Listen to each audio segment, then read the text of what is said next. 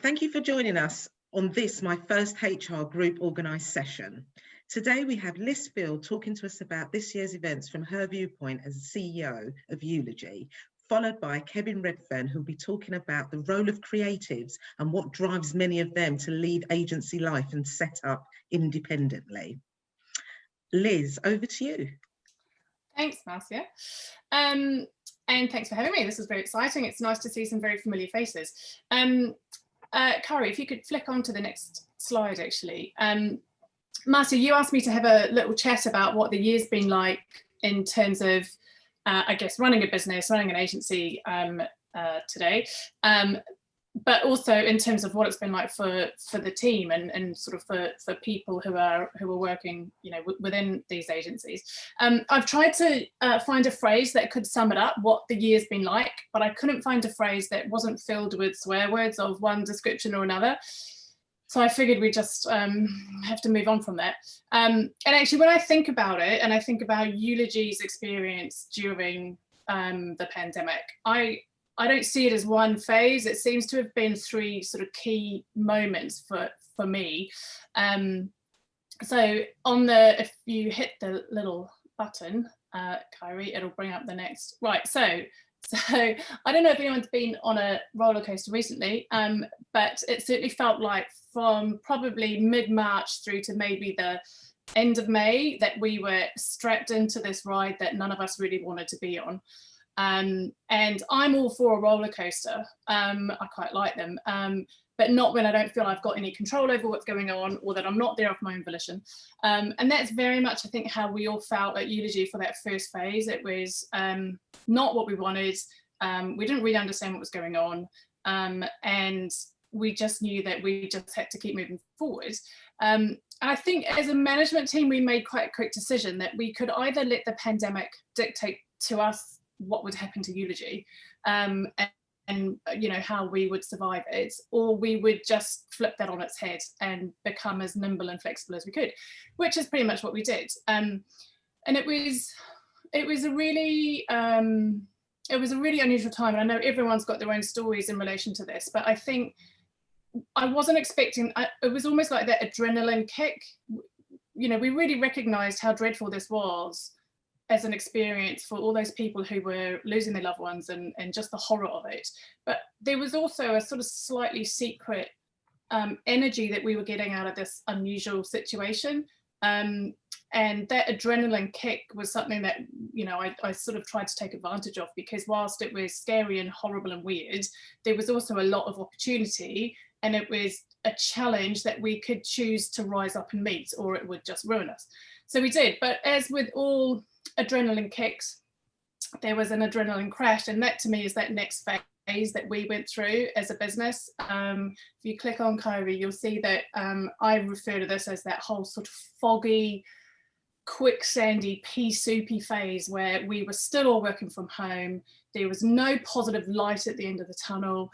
It felt like we were feeling the impact of clients' decisions in June, May, end of May, June, July time, and it was having a negative impact on us. We were having to make decisions for the business that, you know, we never really wanted to be thinking about. And all of a sudden, this brilliant business that we'd had such a great ride with, we were starting to worry about what the future was going to look like. And that phase where everyone's working from home, we don't know when we're going to be able to get out and see people. Some of our team were, and like with every business, I'm sure, were working where they were going from their bed to their dresser to their bed, and that was their day. And it was a horrible way to live for so many people. Other people had a bit more space, but what everyone missed was that face-to-face time. And I think that was the biggest impact for us and for any business that's built around social interaction. You know, we're social beings, and we really missed that face-to-face time. And I could see it was starting to have a real negative impact on people. It was demotivating. The days were longer. We were getting up earlier and working harder, and everyone, I think, struggled with it a bit. But like all good stories, we definitely came out the other side of it. Excuse the sirens, still in lockdown, as you can tell. But where we're at now, and we're fortunate, I think, as a business, we've got this brilliant bunch of people who just never gave up, and we've been able to achieve the plan that we set out in April, which was let's get to December and get into a positive state where we can make the most of what we hoped would be an uptick in the market, and that's where we're at. But of course, today we wait for tomorrow to be out of lockdown, and we are definitely, I think, turning this corner like this idiot on a skateboard, not entirely sure what is going to come around the corner and hit us. And I think that pretty much sums up what the year's been like for us as a business, and for us as a business of people who are really determined and really excited to be getting back into whatever this new normal looks like, and keep trying to find ways to really lift our clients and get them focused on what the new type of work is going to be. And all of a sudden it's just taking off again. So horrible year, full of swear words, but definitely coming into a phase that we are really optimistic and positive for. So yeah, that sums it up in a nutshell. Great stuff. So what, for you, do you think the new normal's really going to look like for you working? What's the work style going to be, do you think, for your team? It's a really good question, and something we've spent a lot of time thinking about. And we don't know, is the honest answer. One of my biggest issues this year has been property and a landlord that wouldn't budge. And that's, you know, understandable in some ways. Everyone's trying to run their business. But for us to have a property that we don't use and we haven't set foot in, and we're paying through the nose for regardless, that has prompted us to think about what we really need in the future. And we've got to the point as a business where we've realized we don't need an office. We want an office because it brings us together at key times and enables a type of conversation and a cultural feel that is really important in a comms agency, I think. So the new normal for us in terms of working style will be definitely centered around face-to-face time when we can have it, but we have adapted so well to this work from home, work from anywhere approach that we want to be able to give that to people in the long term as well. So I think it's going to be a year ahead of quite significant change for us again, but in a really positive way that we feel in control of now. Yeah, and new normal, I think, is just going to be more about the way we're working in a work from anywhere environment, but still making sure that we're giving the clients what they're really excited about and need. And there's no reason why that should ever change. No. Oh, well, thank you so much, Liz. That was quite insightful. Kevin, can you give us a completely different viewpoint on what the world is like for creatives in an agency and why they tend to not want to stay in an agency for a very long time? Before I do that, thank you for asking me to join. It's all right, you're very welcome. Martin and I used to work together years and years ago, many years ago, and we are very good friends now, and it's an honour to be invited. As one of my first guests. You've made lots of effort to look magnificent. I look like I've been dragged through a hedge backwards because there are no hairdressers or barbers open, so you'll have to forgive my unkempt appearance. So Martin and I were talking about creatives in agencies and why lots of people leave. And I think it stems right back to many decades ago when PR agencies first started to become established. Instead of adopting the route that ad agencies adopted, where they have a creative department, planning department, client-facing department, they basically, PR agencies just expected everybody to be able to do everything. And that's great, you know, when you're young and when you're learning the ropes, it's fantastic to do bits of everything in the agency, to understand how PR works across the spectrum. But when you start doing that, a year or 18 months, 2 years in, you start to develop specialties. You start to realize what it is you're good at, what you're not so good at. And at that stage, the PR industry doesn't really seem to nurture the people within it. So if you're creative, if you're a very creative person, then the more senior you get, the less creative you're allowed to be, the more business focused you're supposed to be, the more you're pushed into a formulaic person, like a robot, to service the clients, to bring the invoices, to send the invoices out, to get the invoices paid, to manage the team, to do this, to do that, to do the other. And it's just not that interesting to do all that kind of stuff. And I think a lot of creative people leave the industry because they're just not allowed to be creative. They're forced into being business managers. And that's really the opposite end of the spectrum to what being creative is all about. I think that's one reason. Another reason, I think, is that it's in a similar kind of vein. Because everybody's forced to be the same kind of person in a PR agency and have uniform skills, really, there are lots of people managing creative people who aren't that nurturing and who don't really appreciate what it's like to have a creative mindset. If you're a creative person, then you are constantly working. You're constantly thinking about work. Wherever you are, you take inspiration from your surroundings and from the people that you're with. Creativity comes from juxtaposing two or more different ideas and creating something new. And so you can have the best idea of the year when you're on the bus on the way into the office in the morning, should there be offices ever again.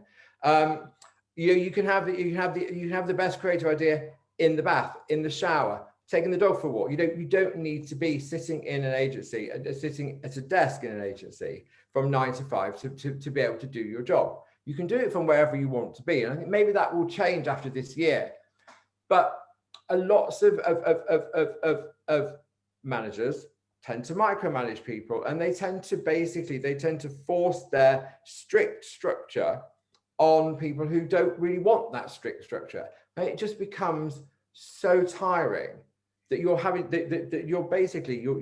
there, your client's happy, your team's happy, you come up with great ideas, you're getting great results, and you've got somebody sitting on your shoulder going, you weren't in at 9 o'clock this morning. Where were you at 9 o'clock this morning? And it just wears you down, and there are lots of people like that in management positions. I think I've experienced a few of them myself. And then another reason is it's all wrapped up in the same frustrations that you get working in an agency. Is when you try to do something radical and try to do something new. This has particularly become an issue since a lot of the agencies were bought by US agencies in the late 90s, early noughties. US agencies tend to be very corporate and very safe in terms of they churn out mediocre work. This is a terrible thing to say. I'm really sorry. They churn out mediocre work in order to hold on to big global clients for a certain amount of time. I don't want those clients to have the best creative ideas, because if you do one creative idea one year, you've got to then do the same the following year. You're creating a benchmark for yourself that is really hard to maintain. It's much easier to come up with so-so ideas, safe ideas that are not going to get you fired from the client. And there tends to be a conflict between the agency and the client in that respect. The client's pushing for more and more creative ideas. The agency is saying, that's not what we do. That's not what we do. and you're stuck between the middle, and your loyalties tend to go towards the client more. They tend to drift over to the client, because that's where you're allowed to be yourself. That's where you're appreciated more. That's where that's where you're given more free reign. And if you go and work for yourself, you can continue doing that kind of stuff. You can continue being the client interface. You can continue coming up with the creative ideas, coming up with this campaign, that campaign, this project, that project, without the constant nagging in your ear that that's not really what we want to do, because that isn't safe enough. That's not conservative enough. That's going to set us up potentially for a bit of a fall. So the combination of those three things, really, it's the being forced to do jobs that you don't want to do, that you're not particularly good at, that you don't want to spend 8 hours a day managing the minutiae of clients and managing teams, and you want to come up with ideas all the time. You don't really want to be implementing all the projects. You just want to come up with the ideas at the start of the project. Yeah, you want the great results. Yeah, you want the reputation that this was your campaign. But there are other people who can manage the campaigns, and that's you get that quite a lot if you go and work for directly for clients. You don't have to do all the work yourself. You can come up with the ideas. You can set yourself as a creative consultant, someone who comes up with the ideas, and then the agents implement them. So I lost my train of thought then for a second. So yeah, the three things. So basically, being allowed to do what you're good at doing all the time, not having people trying to micromanage you and trying to put you in a box and keep a lid on you and try to to make you conform to a way of working that doesn't really suit the way that your brain works, and being free from safety, being free from mediocrity and safeness, and just churning out work that will keep the client but isn't going to break the mold, isn't going to be pioneering in any sense. I think the industry as a whole really needs to get a grip on nurturing creativity, because at the end of the day, creativity is what sets each agency apart. Of course, you need to have everything running like clockwork. Deadlines need to be met. The work needs to be done. But it's the creative ideas that make the agency brilliant. They're the ones that win. The creative ideas win the awards. The creative ideas are going to win the pitch. It's not the implementation of the ideas that are going to win the pitch. And there just seems to be this lack of recognition for people who genuinely want to go into work and challenge, be provocative, and come up with something different. Oh, thank you, Kevin. It sounds like us in agencies need to loosen our restrictions somewhat on the creatives. Maybe that's something we haven't looked at. I think it's openly. I think the office life is built around 9 to 5, and of course the most important thing in business is to make money. That's what we're all in business for.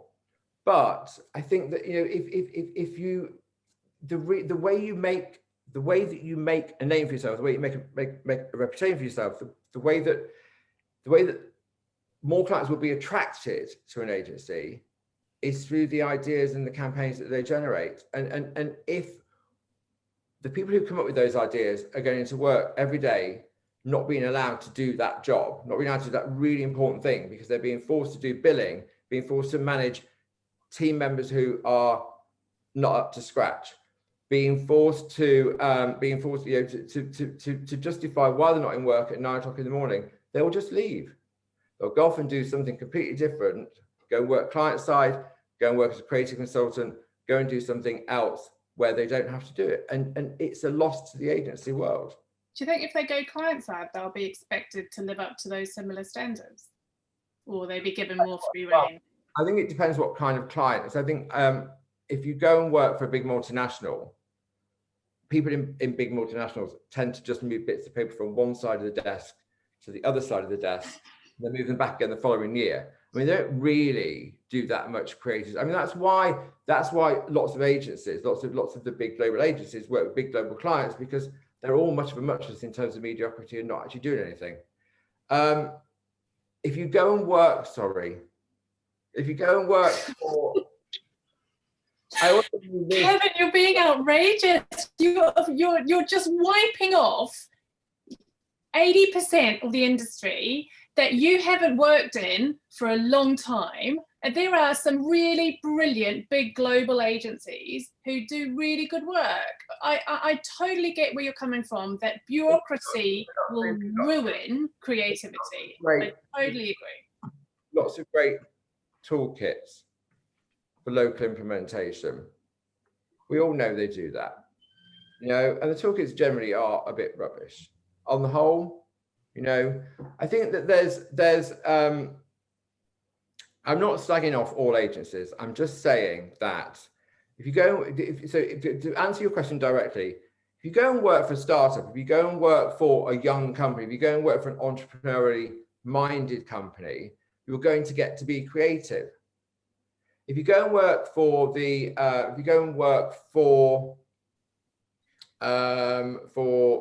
a company undergoing a huge change management program, you're going to get to be creative. Go and work for I'm not going to name names.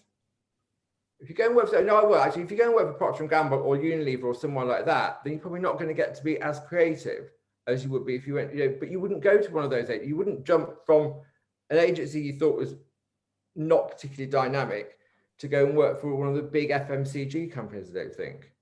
You choose the company you went to work for, and it would be something that is quite groundbreaking. So you have to. Do you think that's about a leadership issue then? Because it's down to the people, isn't it? I think it's a status quo issue. I think that. I mean, I have huge respect for people who work in big agencies, because I would go mad, and I have gone mad, and I've gone mad in them. I've not lasted very long, and I've walked out of them. There are. So I have a lot of respect for people who do it. But if you are working for a big agency, then you're there to manage the status quo. You're there to make the money. You're there to make sure that the wheels keep turning, and that you have a business the next year. That's what it's like. If you go and work in the civil service, then you're there to manage the status quo. You're there. They attract a certain type of person, and there's nothing wrong with that type of person at all.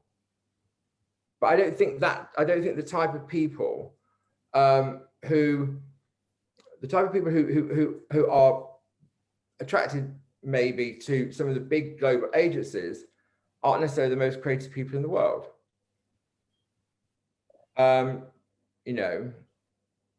And that's, I'm not saying every global agency is rubbish, because they're not at all. They do some great work. I'm just saying that they're safe places. They are. I went to work with one, right? For example, I went to work with one. They had a client. They needed to shake it up. They needed new ideas. They needed to really have an injection of something new in the client relationship. Big client. I went in, and within 4 weeks, the client was emailing me and the rest of the team saying it was the best work they'd ever seen from the agency. The team that I was working with, most of the team I was working with, but this is amazing. We're actually getting stuff done. We're getting stuff done. The people that I was working, the senior people I was working with, it was just constant nitpicking and criticism. That's not what we do here. That's not what we do here. This rings alarm bells. This blah blah blah blah. I'm like, but you got me here because you wanted something new, and now you're trying to tell me, no, I can't do it. It doesn't make sense. And there was and in that particular instance, I I think there's a role, this is for HR people, there's a role for HR people in that, in those kinds of scenarios, to say, you lot need to back off and let the creative people do what they're supposed to be doing. Let the people come up with the ideas, because I think there's a tendency as well, because the HR teams as well are there to manage the status quo. They're there to stop anything bad happening. And I think that they will automatically align with people who've been there for longer, people who are there, part of the fabric, people who are keeping the agency ticking along. They see the danger in the creative people as well. And I think that the HR teams need to,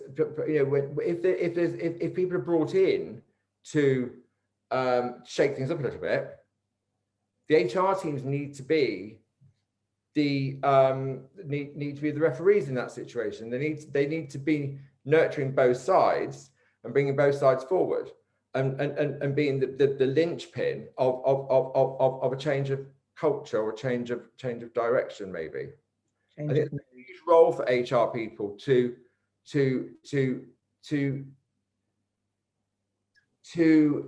manage diversity within an agency, and to manage nurturing different types of talent, because it takes lots of different types of people to create a great agency. So I'll ask you, so in terms of, like, I'm really not slagging off every agency. I'm really not, how do you manage the creative process in Eulogy, in your office? They probably do it very differently elsewhere. So well, I think everyone's slightly different. I take your point. I think large organizations are naturally quite layered and structured, and demand layers and structures in order to have a well-oiled machine, and that can be the very antithesis to the creative process. I completely agree. I'm probably not as strong in my view on whether they're whether they're stifling the creative process, only because I've worked in some agencies which are big and they have had some really great creative output. But I think your point about that those creatives don't stick around for long, I think that is true. But I don't know if that's because of the environment in which they're working, or because as creative people, they need change. They're looking for that dynamic, which is that tension around change and challenge. And often when you've worked in the same place for a few years, or 6 years or 8 years, some creatives can last a long time, but I think it's the change that often dictates that move. When it's smothered with expectations of a role that do not fit their personality, then it makes that desire to get out so much bigger. And I really get that. I think that it's a good point, that if you do need change, to continue being creative. You need stimulation, and you're not going to get the stimulation by staying in the same job for 10 years. But I was talking more about leaving the industry rather than leaving an agency, and and the repetitive nature of going from one job to the next job to the next job, and really finding the same issues wherever you go, and a lot of it as well is down to the line manager that you have. I had a line manager who we all worked with, we all worked with, and I got on with her like a house on fire, because she basically let me get on with my job, and didn't interfere as long as I was making my target. She wasn't, she let me get on with it, and we're still really, really good friends now. 20 years later since we stopped each other, and we still see each other all the time, and we have a great relationship. And I went from working with her to working with somebody else who was just constantly on my back about my team making too much noise, me not being there at 9 o'clock in the morning, me coming out, me doing this, me doing that, me coming into work hungover, and it was just constant. Hang on a minute. So you were late and you were hungover. That seems to be the problem, Kevin. But I think to that point, what you've made me realise in that conversation is that it's about the people you work with, not necessarily the hierarchy or the bureaucracy or the structure around you. You can be in a big organisation and have an amazing line manager who gives you all the space to be your best self. Or you can be in a really creative, independent space and have a nightmare line manager who you feel suffocated by. And I think that's the role that HR professionals have to play, is marrying the individual to the right line manager and making sure that that relationship is the most productive one that they can. Absolutely, absolutely. And I think that, you know, you've just made a point there, Harv made a point there, in that a lot of agencies that are billed as being like the next big creative thing, that, you know, the new kid on the block, absolute nightmare to work at, because they are run by despots with a huge ego usually. Yeah. You know, it's a terrible place to be. Yeah. And so it was unfair, it was unfair of me to just single out big agencies at the start, I think. But going to the point you just made about matching people in teams who will work well together, I think it's also about creating a culture where everybody is valued for the type of person they are and what they bring to the agency and what they bring to the client and what they bring to their team members. You know, because everybody has a role in creating a great agency. And not everybody needs to be at their desk from 9 to 5 to do that. No, completely. And if we haven't learned that lesson this year, we never will, right? No. I think, you know, hopefully this will be a big change, you know, but also going back to that point at the very start, you know, if you have people in the agency who are brilliantly creative, why then make them do the invoicing? Why make them do things like chase clients to get money in? Why make them the manager of people who are really difficult to manage? Why give them things to do that they are going to really struggle with? You know, it's like we have an education system that only values academic achievement, and lots of people aren't academic. Lots of people aren't able to achieve grades A to C. It doesn't mean that they're thick. It doesn't mean that they don't any worth. It doesn't mean that they're useless. It doesn't mean they can't contribute to society. They just don't fit that mold. And when you have when the only way really of being promoted and rising up through the ranks is to stop being as client facing, to start taking on more business management work and start taking on more financial commitments, more team management commitments. You know, that's the only way that you can progress through the agency and become, you know, a senior person in an agency. It's a bit demoralizing. I think, yeah, I think there's probably quite a few agencies now that don't adopt that model because they've learned the lessons you're pointing out, that you can't expect people to progress in a linear way when everyone's different. If we're talking about, especially this year, we want more diversity in the industry and we want to recognize difference. Difference is not about skin color or background or sexuality or age. It's about difference up here, right? How we think differently. We can't expect to have people in business who think differently if we then put the identical mold around them and expect them to behave like everybody else. So I totally recognise your point. I don't disagree with it. I think though there's more progressive agencies now than perhaps there ever has been. I mean, obviously I'm biased and I speak for Eulogy, but I'd like to think that we are the very opposite of what you've described, but you know, you have to take my word on that. But I recognise that for people who've been in the agency land for a long time, and unfortunately the three of us have, haven't we? We've seen all of that, haven't we? And we've seen all those changes and developments. Yeah, and I think that you know, there are great agencies out there, but that just means that there are so few jobs for people who are. You know, the more senior you get, the fewer jobs there are anyway. And if you've only got a few agencies that are brilliant, and most of them are fairly mediocre, that makes getting those jobs, getting a job in an agency where you'll be nurtured and you'll be allowed to be the best version of yourself, I hate that phrase, but you know, the best version of yourself, those jobs are going to be so fought after, and people aren't going to want those jobs. I think businesses are recognize this and want people to bring their whole selves to work and want people to be independent thinkers all along.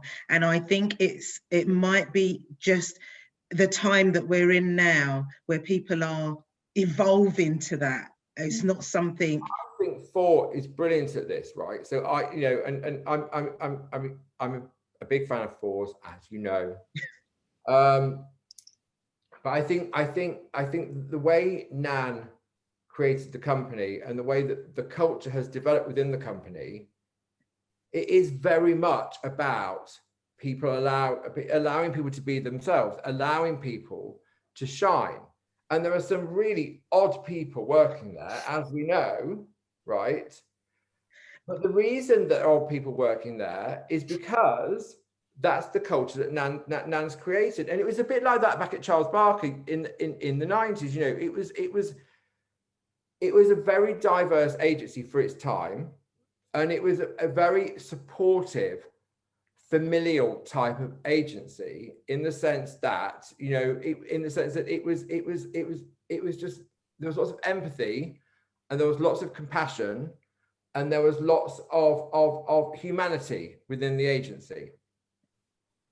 And it was a great place to work. And I think that FOR has elements of that as well, you know, elements of that of humanity, whereas some agencies are a bit men in grey suits.